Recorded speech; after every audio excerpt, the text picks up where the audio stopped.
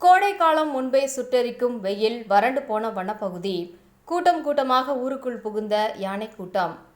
கோவை மேற்கு தொடர்ச்சி மலையை ஒட்டியுள்ள பகுதிகளான தொண்டாமுத்தூர் சுற்றுவட்டார பகுதிகளில் கோடை காலம் தொடங்கும் முன்பே வெயிலின் தாக்கம் அதிகரித்ததால் வறண்டு போன வனப்பகுதியில் இருந்து உணவு, தண்ணீர் தேடி ஊருக்குள் புகுந்து விவசாய நிலங்களை சேதப்படுத்தி வருகின்றது. இந்நிலையில் தொண்டாமுத்தூர் பகுதியில் உள்ள விவசாய நிலத்தில் இரவு நேரத்தில் புகுந்த யானை கூட்டம் பயிர்களை சேதப்படுத்தியது.